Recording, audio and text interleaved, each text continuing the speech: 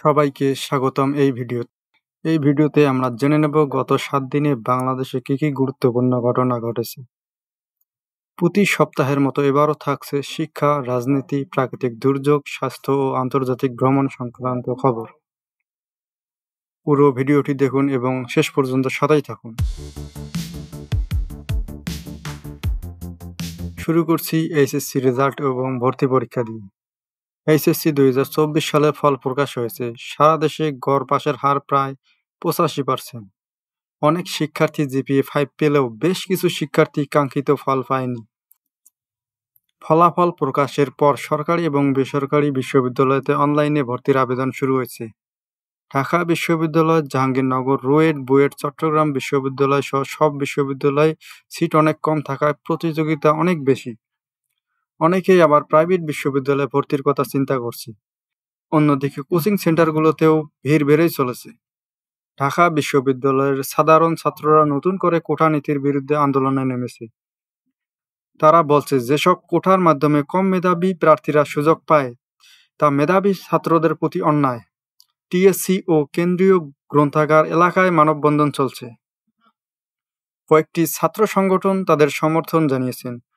প্রশাসন তাদের শান্তিপূর্ণভাবে আন্দোলন চালানোর অনুরোধ করেছে এবং বিষয়টি শিক্ষা মন্ত্রণালয়ে পাঠিয়ে দিয়েছে। এরপর চলে যাচ্ছি বন্যার খবরে। ভারী বর্ষণের কারণে সিলেট, সুনামগঞ্জ, চট্টগ্রামের নদ-নদীর পানি বেড়ে গেছে। অনেক এলাকা ডুবে গেছে। স্কুল, কলেজ বন্ধ ঘোষণা করা হয়েছে। হাজার হাজার মানুষ আশ্রয় কেন্দ্রে চলে গেছে। রান্না, পানীয় জল ও ওষুধের সংকট দেখা দিয়েছে। সেনাবাহিনী ও ফায়ার সার্ভিস উদ্ধার কাজে নিয়োজিত রয়েছে।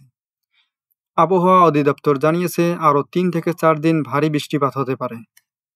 গ্রীষ্মকাল আসলেই বাংলাদেশের বিদ্যুৎ যেন নেই হয়ে যায়। বিদ্যুতের সমস্যার কারণে সাধারণ মানুষের ভোগান্তি বেড়েই চলছে দিন দিন।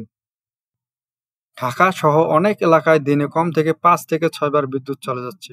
এতে শিক্ষার্থী, দোকানদার ও অফিস কর্মীরা সবচেয়ে বেশি কষ্ট পাচ্ছে। অনেক এলাকায় পানির পাম্প বন্ধ থাকায় পর্যাপ্ত পরিমাণ পানি সরবরাহ করতে পারছে না তারা। বিদ্যুৎ বিভাগের কর্মকর্তারা বলছেন, কয়লা ও গ্যাস আমদানি কম হওয়ার কারণে এই সমস্যা হচ্ছে। বিকল্প ব্যবস্থা নেওয়া হবে বলে জানিয়েছে সরকার। দেশে ডেঙ্গু রোগীর সংখ্যা দিন দিন বেড়েই চলেছে।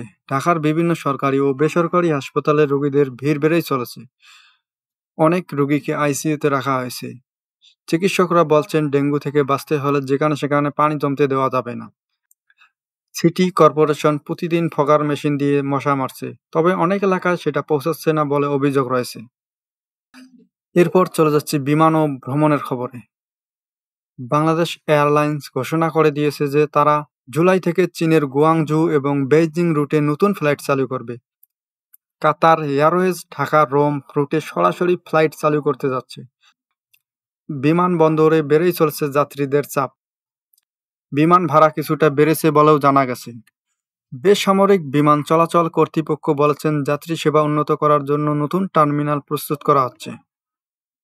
এরপর চলে যাচ্ছি রাজনীতি ও নির্বাচনের খবরে। আগামী জাতীয় সংসদ নির্বাচন নিয়ে বড় দলগুলো মাঠে নেমেছে। আওয়ামী লীগ উন্নয়ন কার্যক্রম প্রচার করছে, তারা নতুন করে ভোটারদের কাছে পৌঁছাতে চায়।